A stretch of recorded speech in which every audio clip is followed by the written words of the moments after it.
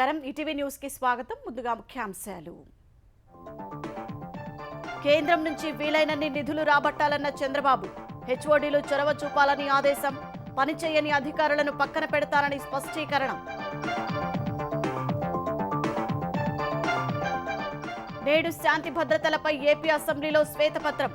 వైకాపా పాలనలో అరాచకాలను వివరించనున్న సీఎం. మండలిలో విడుదల చేయనున్న హోంమంత్రి.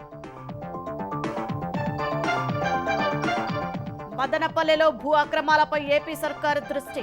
నేడు ప్రజల నుంచి ఫిర్యాదుల స్వీకరణ. దస్త్రాల దహనం కేసులో 37 మందిని ప్రశ్నిస్తున్న పోలీసులు. నేడు అసెంబ్లీలో బడ్జెట్ ప్రవేశపెట్టనున్న తెలంగాణ సర్కార్. హామీలకు అనుగుణంగానే శాఖలకు కేటాయింపులు. వ్యవసాయానికి సింహభాగం నిధులు. నేటి నుంచి బీఆర్ఎస్ ఎమ్మెల్యేల కాళేశ్వరం పర్యటన. బడ్జెట్ ముగిసిన వెంటనే లోయర్ మానేరు వద్దకు పయనం. సర్కారుపై ఒత్తిడి పెంచేందుకు వ్యూహం.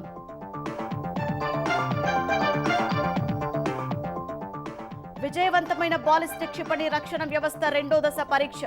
5000 కిలోమీటర్ల పరిధిలో లక్ష్యం ఛేదించిన మిసైల్.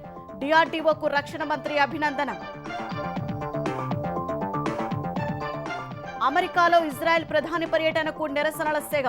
ప్రసంగాన్ని బహిష్కరించిన కొందరు డెమోక్రాట్లు. హమాస్పై పోరుకు మద్దతు కోరిన నెతన్యాహు.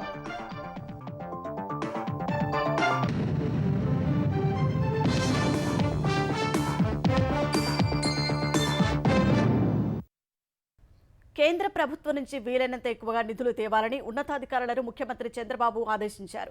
అధికారులకు ఒకేసారి అవకాశం ఇస్తారన్న సీఎం బాగా పనిచేసిన వారిని మరింతగా ప్రోత్సహిస్తారని స్పష్టం చేశారు. పనిచేయని వారిని పక్కన పెట్టి కొత్త వారిని చూసుకుంటారని తేల్చెప్పారు. మంత్రులు, వివిధ శాఖల కార్యదర్శులు, విభాగాధిపతులతో సమావేశమైన ముఖ్యమంత్రి ప్రభుత్వ ప్రాధాన్యాలను వివరించారు. సచివాలయంలో మంత్రులు, వివిధ శాఖల కార్యదర్శులు, విభాగాధిపతులతో ముఖ్యమంత్రి చంద్రబాబు సమావేశం నిర్వహించారు. ఏ అధికారి ఎక్కడ సరిపోతారో వారినే అక్కడ నియమించారని భావిస్తున్నట్లు ముఖ్యమంత్రి తెలిపారు. అంచనాల్ని అందుకునేలా అందరూ పనిచెయ్యారని కోరారు. గతంలో కొందరు అధికారుల పనితీరు బాగా లేకున్నా చూసి చూడనట్లు ఉండేవాడినన్న చంద్రబాబు మరిన్ని అవకాశాలు ఇచ్చేవాడినని గుర్తు చేసుకున్నారు. ఇకపై అధికారులకు ఒక్కసారే అవకాశమిస్తారని విభాగాధిపతులకు తేల్చి చెప్పారు. వచ్చే 5 ఏళ్లలో ప్రభుత్వాన్ని నడపాలనుకుంటున్న తీరు, ప్రాధాన్యతల్ని సీఎం స్పష్టంగా వివరించారు. పనులు చేసేందుకు డబ్బుల్లేవని చెప్పొద్దన్న సీఎం నిధులు లేకుండానే చేసే పనులు చాలా ఉంటాయన్నారు. వాటిపై దృష్టి పెట్టారని సూచించారు. కేంద్ర ప్రభుత్వం నుంచి వీలైనన్ని మార్గాల్లో నిధులు తెచ్చుకోవాలన్నారు. కేంద్ర ప్రభుత్వ బడ్జెట్లో వివిధ శాఖలకు కేటాయించిన నిధుల్లో ఏపీకి ఏ మేరకు తెచ్చుకోగలమో తగిన ప్రణాళికలు రూపొందించుకోవాలని సూచించారు. వయబిలిటీ గ్యాప్ ఫండింగ్, ప్రభుత్వ ప్రైవేటు భాగస్వామ్యంతో చేపట్టే ప్రాజెక్టులు, ఇలా కేంద్రం నుంచి ఎలా వీలైతే అలా నిధులు రాబట్టుకోవడమే ప్రధాన లక్ష్యం కావాలని చంద్రబాబు స్పష్టం చేశారు. 2-3 నెలల్లో ప్రవేశపెట్టబోయే బడ్జెట్ ఆ కోణంలోనే ఉండాలన్నారు. అధికారులు అన్నిసార్లు రూల్స్ పట్టుకుని వేలాడ్డం సరికాదని, కొన్ని సందర్భాల్లో ప్రజలకు మేలు చేసేందుకు మానవీయ కోణంలో ఆలోచించారని ముఖ్యమంత్రి కోరారు. ఓట్లు వేరు, ప్రజలకు మంచి చేయడం వేరన్న ఆయన ప్రతి పనికి రాజకీయ ప్రయోజనం ఉండకపోవచ్చన్నారు. కానీ మంచి చేశామనే తృప్తి ఉంటుందన్నారు. తనను అక్రమంగా అరెస్టు చేసినప్పుడు అంతమంది రోడ్డెక్కడానికి కారణం తాను చేసిన మంచేనని చంద్రబాబు చెప్పారు. ప్రజలు సాయం కోరి వస్తే ఎలాగైనా పరిష్కరించేలా అధికారుల ఆలోచనలు ఉండాలని సీఎం సూచించారు. వచ్చే 5 ఏళ్లలో ఆంధ్రప్రదేశ్ అభివృద్ధికి ప్రభుత్వ ప్రైవేటు భాగస్వామ్యం పీపీపీ, పేదరిక నిర్మూలనకు ప్రభుత్వ ప్రైవేటు ప్రజా భాగస్వామ్యం P4 విధానాల్ని అనుసరిస్తామని చంద్రబాబు తెలిపారు. సమాజంలో ఆర్థికంగా ఉన్నత స్థానంలో ఉన్న 1-2% మంది, అట్టడుగున ఉన్న 10% మందికి చేయూత ఇచ్చేందుకు సిద్ధంగా ఉన్నారని, P4 విధానంలో దానికి ఒక వ్యవస్థను ఏర్పాటు చేస్తామన్నారు. శాంతి భద్రతల విషయంలో కఠినంగా వ్యవహరిస్తామన్నారు. ఈ విషయంలో అధికారులు సమర్థంగా పనిచేయాలని కోరారు. ఇదివరకు తాను మాత్రమే పరిగెత్తేవాడినని, ఇప్పుడు మంత్రులు, అధికారులు కూడా పరుగులు పెట్టారని స్పష్టం చేశారు. మళ్లీ 1995 నాటి చంద్రబాబును, నాటి పాలనను చూస్తారని తెలిపారు. వైకాపా ప్రభుత్వం 5 ఏళ్లలో చేసిన విధ్వంసం వల్ల రాష్ట్ర విభజన నాటికంటే దారుణమైన పరిస్థితులు నెలకొన్నాయని చంద్రబాబు చెప్పారు. చెల్లించాల్సిన బిల్లులు, బకాయిలు 1,00,000 కోట్ల వరకు ఉన్నాయన్నారు. కేంద్రం ఆక్సిజన్ అందిస్తే తప్ప ముందుకెళ్లలేని పరిస్థితి కనిపిస్తోందన్నారు. పోలవరం, అమరావతితో పాటు వెనుకబడిన జిల్లాలకు నిధులిస్తామని కేంద్రం చెప్పడం మంచి పరిణామమని అన్నారు. ప్రభుత్వ సమీక్షలన్నీ నిర్దేశిత సమయంలోగా పూర్తయ్యేలా చూడాలన్నారు.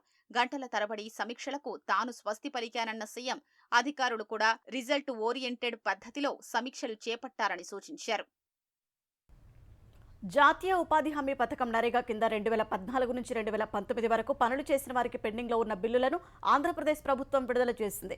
సీఎం చంద్రబాబు ఆదేశాలతో ఆంధ్రప్రదేశ్ ఆర్థిక మంత్రి పయ్యావుల కేశవ్ 42 కోట్లు విడుదల చేశారు.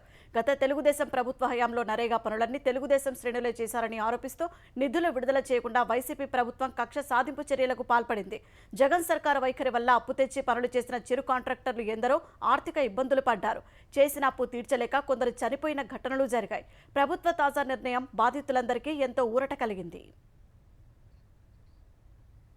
ఆంధ్రప్రదేశ్లో పెట్టుబడులకు ఆస్ట్రేలియా వాణిజ్య సముదాయాన్ని ఆహ్వానిస్తున్నట్లు ముఖ్యమంత్రి చంద్రబాబు తెలిపారు. ఈ మేరకు ఆయన ఎక్స్లో పోస్ట్ చేశారు. భారత్లో Australian high commissioner Philip Green ముఖ్యమంత్రి చంద్రబాబుతో మర్యాదపూర్వకంగా సమావేశమయ్యారు. ఏపీలో పరిశ్రమలు, వాణిజ్య, వ్యాపార అనుకూల ప్రభుత్వం ఉందని ఆస్ట్రేలియన్ హై కమిషనర్కు తెలిపినట్టు సీఎం పేర్కొన్నారు. ఆంధ్రప్రదేశ్ ఉప ముఖ్యమంత్రి పవన్ కళ్యాణ్ మంగళగిరిలో ఫిలిప్ గ్రీన్తో సమావేశమయ్యారు. ఏపీలో పెట్టుబడులకున్న అవకాశాలపై చర్చించారు. ఆంధ్రప్రదేశ్ నుంచి ఉన్నత విద్య కోసం ఆస్ట్రేలియా వెళ్లే విద్యార్థుల సంఖ్య పెరుగుతోందని పవన్ చెప్పారు. ఆస్ట్రేలియాలో విద్యావకాశాలు, విద్యా సంస్థల వివరాలను తెలిపేందుకు తగిన మార్గదర్శనం చేయాలని పవన్ కళ్యాణ్ కోరారు. అందుకు ఆస్ట్రేలియా హై కమిషనర్ సానుకూలంగా స్పందించారు. వైసీపీ 5 ఏళ్ల పాలనలో ఆంధ్రప్రదేశ్లో అదుపు తప్పిన శాంతి భద్రతలపై ముఖ్యమంత్రి చంద్రబాబు నేడు శాసనసభలో శ్వేతపత్రం విడుదల చేయనున్నారు. ఇటీవల చనిపోయిన మాజీ శాసనసభ్యులు పెండ్యాల వెంకట కృష్ణారావు, ఎర్నేని సీతాదేవి, అనిశెట్టి బుల్లబ్బాయిరెడ్డి, సద్దపల్లి వెంకటరెడ్డిలకు సభ సంతాపం ప్రకటించనుంది. ప్రశ్నోత్తరాల్లో భాగంగా ఉపాధ్యాయ ఉద్యోగాల భర్తీ, సంఘ విద్రోహ శక్తుల నియంత్రణ, విశాఖ ప్రభుత్వ పాలిటెక్నిక్ కళాశాలలో సౌకర్యాలు, వైసీపీ నాయకులపై దాడులు, ఎస్సీ ఎస్టీల సంక్షేమ పథకాల రద్దు, టిట్కో గృహాలు, సుప్రీంకోర్టులో కేసులు, ఆళ్లగడ్డ నియోజకవర్గంలో కేసీ కెనాల్ మళ్లింపు తదితర ప్రశ్నలకు మంత్రులు సమాధానం ఇవ్వనున్నారు. మండలిలో ఆంధ్రప్రదేశ్ హోంమంత్రి వంగలపూడి అనిత గత 5 ఏళ్ల పాలనలో అదుపు తప్పిన శాంతి భద్రతలపై శ్వేతపత్రం విడుదల చేయనున్నారు. గ్యారంటీల అమలుకు పెద్దపీట వేస్తూ తెలంగాణ ప్రభుత్వం నేడు పూర్తిస్థాయి బడ్జెట్ను ఉభయ సభలో ప్రవేశపెట్టనుంది. మొదటి త్రైమాసికం ఆదాయాన్ని అంచనా వేసుకుని ప్రాధాన్యాలకు అనుగుణంగా కేటాయింపులు చేయనుంది. ఓటాన్ అకౌంట్ సమయంలో 2,75,000 కోట్లతో పద్దు పెట్టిన ప్రభుత్వం ఈసారి 2,90,000 కోట్లకు పైగా పద్దు ప్రతిపాదించవచ్చని సమాచారం. 2024-25 ఆర్థిక సంవత్సరం పూర్తిస్థాయి బడ్జెట్ను తెలంగాణ ప్రభుత్వం నేడు శాసనసభ, మండలిలో ప్రవేశపెట్టనుంది. లోక్సభ ఎన్నికలకు ముందు 4 నెలల కాలానికి ఓటాన్ అకౌంట్కు అనుమతి తీసుకున్న ప్రభుత్వం నేడు పూర్తి పద్దును ప్రతిపాదించనుంది. నిర్వహణ పద్దులో ఎలాంటి మార్పులు ఉండకపోవచ్చని తెలుస్తుండగా ప్రగతి పద్దులో మాత్రమే మార్పులు చోటు చేసుకునే అవకాశం ఉంది. ప్రభుత్వ ప్రాధాన్యతలు, ఇచ్చిన హామీల్ని దృష్టిలో ఉంచుకుని మార్పులు, చేర్పులు ప్రతిపాదించనున్నట్లు తెలిసింది. ఎఫ్ఆర్బిఎం పరిధికి లోబడి తీసుకునే రుణాలకు సంబంధించి కేంద్ర ప్రభుత్వం నుంచి ఇప్పటికే స్పష్టత వచ్చింది. కేంద్రం నుంచి వివిధ రూపాల్లో తెలంగాణకొచ్చే నిధులు ఎంతో దాదాపుగా తేలిపోయింది. పన్నుల్లో వాటాగా కేంద్రం నుంచి గత ఆర్థిక సంవత్సరంతో పోలిస్తే ఈసారి 3,000 కోట్లు, ఓటాన్ అకౌంట్ తో పోలిస్తే 577 కోట్లు అదనంగా రానున్నాయి. వీటిని మినహాయిస్తే కేంద్రం నుంచి వస్తాయని ఆశించిన ఏవీ దక్కలేదు. కేంద్ర ప్రభుత్వ ప్రాయోజిత పథకాలు సంబంధించి కూడా పెద్దగా మార్పులు ఉండబోవని సమాచారం. కేంద్రం నుంచి తెలంగాణకు పెద్దగా ఏమీ దక్కకపోవడంతో రాష్ట్ర సొంత ఆదాయం, ఇతర మార్గాలపైనే ప్రభుత్వం ఎక్కువగా ఆధారపడాల్సిన పరిస్థితి ఏర్పడింది. ఎన్నికల సమయంలో కాంగ్రెస్ పార్టీ ఇచ్చిన 6 గ్యారంటీలకు తగ్గట్లుగా నిధులు కేటాయిస్తూ ఆయా శాఖల పద్దుల విషయంలో ఒక అంచనాకొచ్చారు. గతంలో ప్రవేశపెట్టిన బడ్జెట్లో 6 గ్యారంటీలకు ఉజ్జాయింపుగా 53,196 కోట్ల రూపాయలు ప్రతిపాదించారు. ప్రాథమిక అంచనా ప్రకారమే ఈ కేటాయింపులు చేసినట్లు తెలిపిన ప్రభుత్వం విధి విధానాల రూపకల్పన పూర్తయిన వెంటనే అమలుకు అవసరమైన మేర నిధులు కేటాయించనున్నట్లు వివరించింది. రైతులకు 2 లక్షల రూపాయల వరకు రుణమాఫీ చేస్తామని హామీ ఇచ్చిన ప్రభుత్వం ఆ సమయంలో బడ్జెట్లో 10,000 కోట్ల రూపాయలు ప్రతిపాదించింది. రుణమాఫీ కోసం 31,000 కోట్లు అవసరమవుతాయని ప్రాథమికంగా అంచనా వేసింది. అందులో ఇప్పటికే 1,00,000 వరకు ఉన్న రుణాలకు 6,000 కోట్లకు పైగా మొత్తాన్ని ఇప్పటికే మాఫీ చేశారు. ఆగస్టు 15 లోపు మిగతా రుణాలు మాఫీ చెయ్యాలని లక్ష్యంగా పెట్టుకున్నారు. దీంతో బడ్జెట్లో అందుకు అనుగుణంగా ప్రతిపాదనలు ఉండనున్నాయి. రైతు భరోసాపై మంత్రివర్గ ఉపసంఘం అభిప్రాయ సేకరణ చేసింది. గ్యారంటీలకు ఓటాన్ అకౌంట్లో ప్రతిపాదించిన మొత్తంతో పోలిస్తే పూర్తిస్థాయి బడ్జెట్లో మరింత పెరగ పెరగనుంది. మూసీ ప్రక్షాళన, అభివృద్ధి, మెట్రో రైల్ పొడిగింపు, స్కిల్ యూనివర్సిటీ తదితర కార్యక్రమాల అమలుకు కేటాయింపులు చేయనున్నారు. వ్యవసాయ రంగానికే 50,000 కోట్ల వరకు కేటాయింపులు ఉండే అవకాశం ఉంది. నీటిపారుదల శాఖకు 30,000 కోట్లు, సంక్షేమానికి 40,000 కోట్ల వరకు, విద్య, వైద్య రంగాలకు 10,000 కోట్లకు పైగా పద్దు ఉండొచ్చని అంచనా. బడ్జెట్ అంచనాలు వాస్తవాలకు దగ్గరగా ఉండాలని ముఖ్యమంత్రి రేవంత్ రెడ్డి అధికారులకు పదే పదే చెబుతూ వస్తున్నారు. అందుకు అనుగుణంగా పద్దు ఉంటుందని సమాచారం. పూర్తి స్థాయి బడ్జెట్ 2,90,000 కోట్ల నుంచి 3 లక్షల కోట్ల మధ్య ఉండే అవకాశం కనిపిస్తోంది.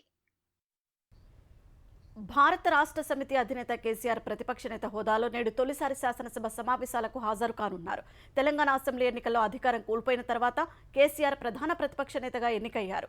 ఎన్నికల ఫలితాల తర్వాత అనారోగ్యానికి గురి కావడంతో గత 2 సమావేశాలకు హాజరు కాలేదు. ఎమ్మెల్యేగా ప్రమాణ స్వీకారం కూడా విడిగా చేశారు. కేసీఆర్ అసెంబ్లీకి రాకపోవడాన్ని ముఖ్యమంత్రి రేవంత్ రెడ్డి సహా మంత్రులు పదే పదే ప్రస్తావిస్తున్నారు.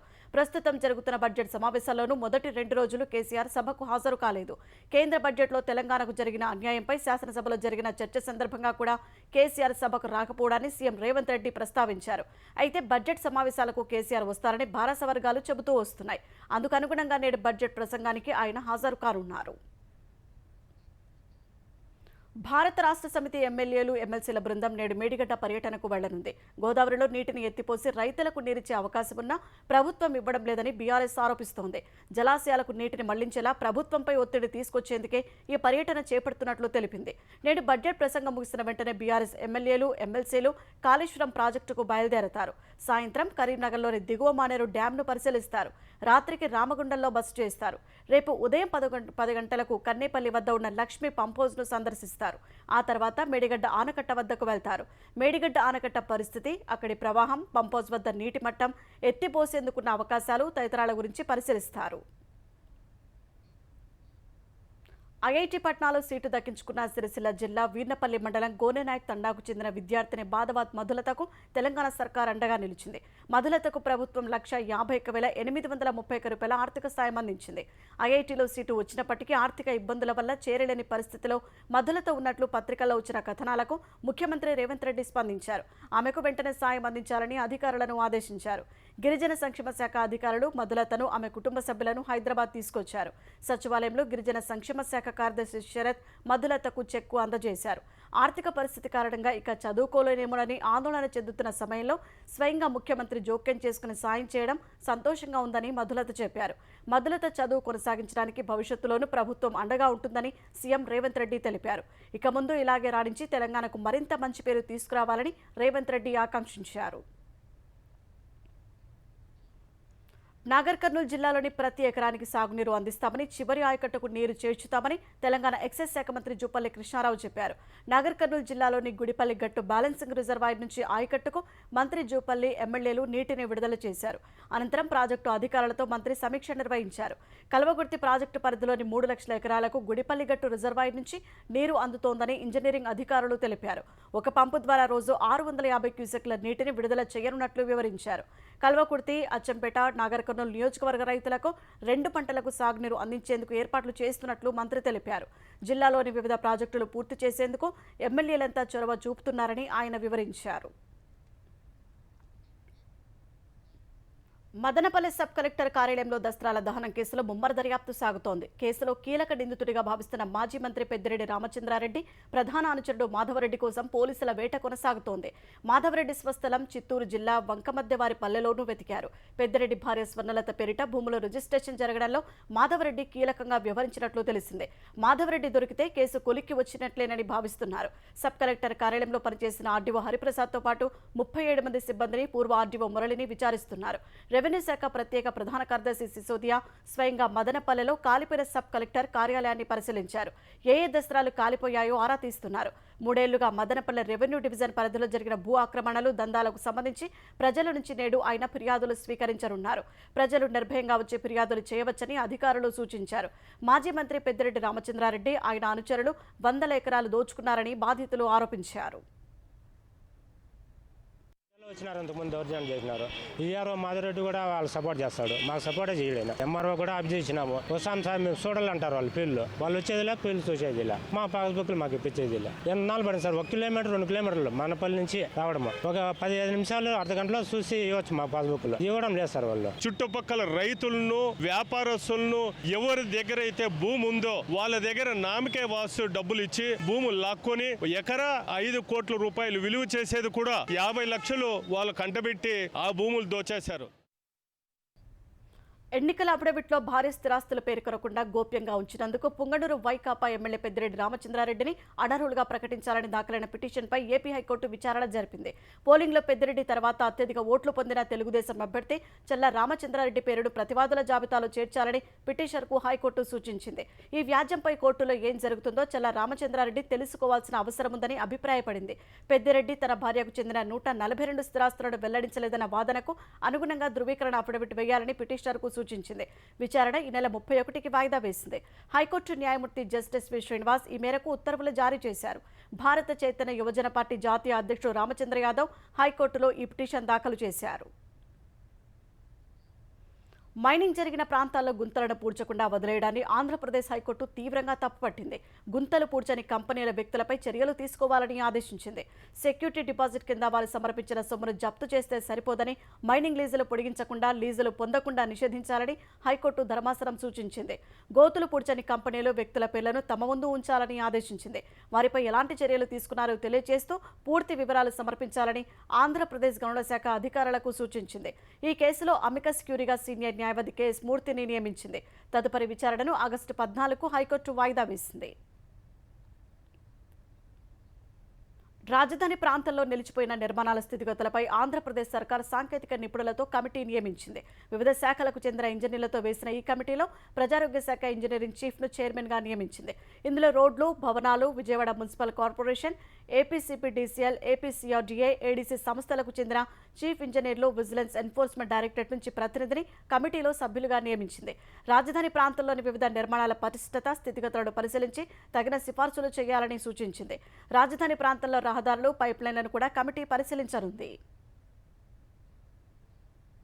Hyderabad metro development authority HMDA పరిధిలో ఉన్న చెరువులన్నింటికీ 3 నెలల బఫర్ జోన్లను గుర్తించి నోటిఫై చేయాలని తెలంగాణ హైకోర్టు ఆదేశించింది. నీటి వనరులు మన కోసం కాదని, భవిష్యత్ తరాల నిమిత్తమేనని, అందరూ వాటిని పరిరక్షించాల్సి ఉందని వ్యాఖ్యానించింది. బఫర్ జోన్లను, ఎఫ్టీఎల్లను నిర్ధారించి రక్షణ చేపట్టాలని సూచించింది. నోటిఫై చేయడంలో జాప్యం జరిగితే ఆక్రమణలతో చెరువులే కనిపించకుండా పోతాయని హైకోర్టు హెచ్చరించింది. హెచ్ఎండిఏ పరిధిలోని 3500 చెరువుల బఫర్ జోన్లను గుర్తించి నోటిఫై చేసి స్థాయి నివేదికను సమర్పించాలని హెచ్ఎండిఏ కమిషన్ను ఆదేశిస్తూ విచారణను నవంబర్ 4కు వాయిదా వేసింది. రామన్నకుంట చెరువు ఎఫ్టీఎల్ పరిధిలో national institute of tourism and hospitality management అక్రమ నిర్మాణాలు చేపడుతున్నా చర్యలు తీసుకోవడం లేదని గతేడాది ప్రజా ప్రయోజన వ్యాజ్యం దాఖలైంది. ఈ పిటిషన్పై విచారణకు హెచ్ఎండిఏ కమిషనర్ మహమ్మద్ సర్ఫరాజ్ ఆన్లైన్లో హాజరయ్యారు. హెచ్ఎండిఏ పరిధిలో 3500 చెరువులుండగా 2525 చెరువుల బఫర్ జోన్లను నోటిఫై చేసినట్లు తెలిపారు. మరో 1000 చెరువుల బఫర్ జోన్లను గుర్తించడానికి 4 నెలల గడువు కోరారు. వాదనలను విన్న ధర్మాసనం కార్యాచరణ నివేదికను సమర్పించాలని విచారణను వాయిదా వేసింది. గత కొద్ది నెలలుగా ఆత్మహత్య చేసుకున్న 14 మంది నేతన్నల కుటుంబాలకు తన పుట్టినరోజు సందర్భంగా గిఫ్ట్ ఏ స్మైల్ కింద ఆర్థిక సాయం చేస్తారని బీఆర్ఎస్ కార్యనిర్వాహక అధ్యక్షుడు కేటీఆర్ తెలిపారు. వారి పిల్లల చదువులకు ఆర్థికంగా సాయం అందిస్తారని హామీ ఇచ్చారు.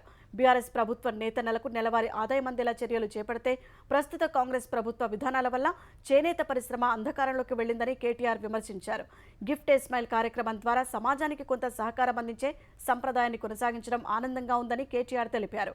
తన పుట్టినరోజున గిఫ్ట్ ఏ స్మైల్ పేరిట 2020 నుంచి పలు సేవా కార్యక్రమాలను నిర్వహిస్తున్నట్లు వివరించారు.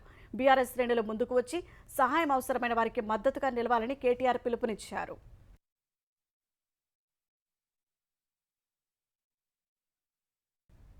కేంద్ర బడ్జెట్లో తెలంగాణ పట్ల వివక్ష చూపారంటూ కాంగ్రెస్, బీఆర్ఎస్, ఎంఐఎం పార్టీలు అసెంబ్లీలో తీర్మానం చేయడం దుర్మార్గమని కేంద్ర హోంశాఖ సహాయ మంత్రి బండి సంజయ్ విమర్శించారు. తెలంగాణ అభివృద్ధిలో కీలక భాగస్వామిగా ఉన్న కేంద్రాన్ని నిందిస్తూ తీర్మానం చేయడం అంటే తల్లి పాలు తాగి రొమ్ము గుద్దినట్లుగా ఉందని ఆయన మండిపడ్డారు. అసెంబ్లీలో చేసిన తీర్మానం పొలిటికల్ బ్లాక్ పేపర్ తప్ప మరొకటి కాదని ఆయన ఒక ప్రకటనలో తెలిపారు. గత 10 ఏళ్లలో తెలంగాణ అభివృద్ధికి కేంద్రం దాదాపు 10 లక్షల కోట్ల నిధులు వెచ్చించిందని స్పృహ లేకుండా నిందించడం విచారకరమన్నారు. బీఆర్ఎస్ పాలనపై శ్వేతపత్రాలు విడుదల చేసిన కాంగ్రెస్ ప్రభుత్వం కేంద్రం రాష్ట్రానికి ఖర్చు చేసిన నిధులపై ఎందుకు శ్వేతపత్రం విడుదల చేయలేదో చెప్పాలని బండి సంజయ్ డిమాండ్ చేశారు. తిరుపతి పద్మావతి వర్సిటీ సమీపంలోని పద్మావతి నగర్లో దారుణం జరిగింది. మోహన్ అనే వ్యక్తి వదినను, ఆమె 2 పిల్లలను కత్తితో దారుణంగా హతమార్చాడు. అనంతరం ఫ్యాన్కు ఉరేసుకుని ఆత్మహత్య చేసుకున్నాడు. సమాచారం అందుకున్న పోలీసులు ఘటనా స్థలానికి చేరుకుని పరిశీలించారు. క్లూస్ టీమ్ సిబ్బంది హత్యలు జరిగిన చోట ఆధారాలు సేకరించారు. ఈ హత్యలపై పూర్తి స్థాయిలో దర్యాప్తు చేస్తున్నట్లు తిరుపతి ఏఎస్పీ కులశేఖర్ తెలిపారు. తులసీదాస్ అనే అతనికి భార్య, 2 పిల్లలు ఉన్నారు. ప్రైవేట్ గా వర్క్ చేస్తూ జీవనం సాగిస్తున్నాడు. ఒక అమ్మాయి వచ్చేసి 8వ తరగతి, ఇంకొక అమ్మాయి వచ్చేసి 6వ తరగతి. ఈ రోజు ఉదయం స్కూల్కి వెళ్ళి వచ్చిన తర్వాత ఇంట్లో ఉన్నారు. అతను వచ్చేసి ఈ రోజు ఆయన టయోటా కొత్త కారు కొని తర్వాత పిల్లలందరినీ స్కూల్కు అలా బయట అలా తిప్పుకొని వచ్చేసి ఇంటి దగ్గర డ్రాప్ చేసిన తర్వాత అతను బయటికి వెళ్ళిపోయారు. బయటికి వెళ్ళిపోతానే అతని తమ్ముడైన మోహన్ అనే ఇతను సాఫ్ట్వేర్ ఇంజనీర్, చెన్నైలో పనిచేస్తాడు. ఇంట్లోకి వచ్చేసి వారిని చంపి వారి ముగ్గురిని కత్తితో పొడిచి చంపి అతను ఉరివేసుకున్నారు. దీనికి సంబంధించి ఏం జరిగింది అనేది ఇన్వెస్టిగేషన్ చేస్తున్నాము.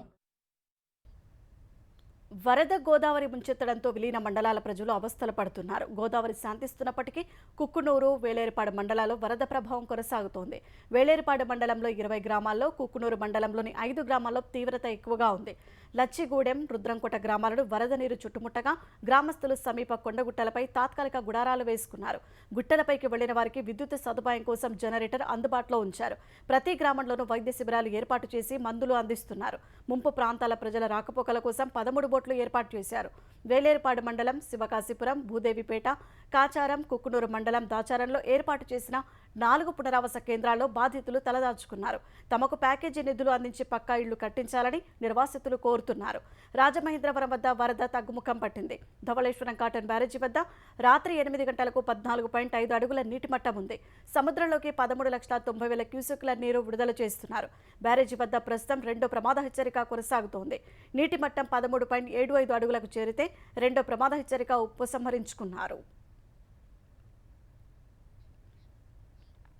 హమాస్తో పాటు ఇరాన్ మద్దతిస్తున్న సాయుధ గ్రూపులపై పోరాటానికి మద్దతివ్వాలని అమెరికా కాంగ్రెస్కు ఇజ్రాయెల్ ప్రధాని బెంజమిన్ నెతన్యాహు విజ్ఞప్తి చేశారు. ఈ పోరాటంలో అమెరికా, ఇజ్రాయెల్ కలిసి పనిచేయాల్సిందేనని ఆయన అభిప్రాయపడ్డారు. సభ లోపల డెమోక్రాట్లు, సభ బయట వేల మంది ఆందోళనకారుల నిరసనల మధ్య బుధవారం క్యాపిటల్ హిల్లోని అమెరికా కాంగ్రెస్లో ఆయన మాట్లాడారు. 50 మంది డెమోక్రాట్లు, స్వతంత్ర సభ్యుడు బెర్నీ శాండర్స్ ఇజ్రాయెల్ ప్రధాని ప్రసంగాన్ని బహిష్కరించారు. ముందుగా నిర్ణయించిన కార్యక్రమాల కారణంగా ఉపాధ్యక్షుల కమలా హ్యారిస్ ఈ సమావేశానికి రాలేదు. నెతన్యాహు వస్తున్నారని తెలియడంతో వేలాది మంది నిరసనకారులు క్యాపిటల్ హిల్ పరిసరాలకు చేరుకున్నారు. వారిని అడ్డుకునేందుకు పోలీసులు స్టీల్ బ్యారికేడ్లను ఏర్పాటు చేశారు. పోలీసు శునకాలతో పాటు పెప్పర్ స్ప్రేతో మోహరించారు. మరికొందరిని మధ్యలోనే అడ్డుకుని అరెస్టు చేశారు. అమెరికా అధ్యక్షుడు బైడెన్, ఉపాధ్యక్షులు కమలా హ్యారిస్తో నేడు నెతన్యాహు భేటీ కానున్నారు. శుక్రవారం మాజీ అధ్యక్షుడు ట్రంప్తో సమావేశం కానున్నారు. పాలనపై దృష్టి పెట్టకుండా ప్రత్యర్థులను లక్ష్యంగా చేసుకుంటే ఒంటరి అవుతారని తమిళనాడు సీఎం స్టాలిన్ ప్రధాని నరేంద్ర మోదీని హెచ్చరించారు. బడ్జెట్ కేటాయింపులో బీజేపీయేతర పార్టీలు అధికారంలో ఉన్న రాష్ట్రాలపై కేంద్రం వివక్ష చూపిందన్న ఆరోపణల నేపథ్యంలో స్టాలిన్ ఎక్స్ వేదికగా విరుచుపడ్డారు. తాజా బడ్జెట్ బీజేపీ పాలనను కాపాడుతుంది, కానీ దేశాన్ని రక్షించదని చెప్పారు. మిమ్మల్ని ఓడించిన వారి పట్ల ప్రతీకారం తీర్చుకోవద్దని స్టాలిన్ సూచించారు. సొంత ఇష్టాల ప్రకారం పరిపాలిస్తే ఒంటరిగా మిగిలిపోతారని ప్రధాని మోదీని హెచ్చరించారు. చెన్నై మెట్రో రైల్ 2వ దశ పనులకు, కోయంబత్తూరు మౌలిక సదుపాయాల ప్రాజెక్టులకు, చెన్నై వరద బాధిత ప్రాంతాల పునరుద్ధరణకు నిధులు కేటాయించలేదన్నారు.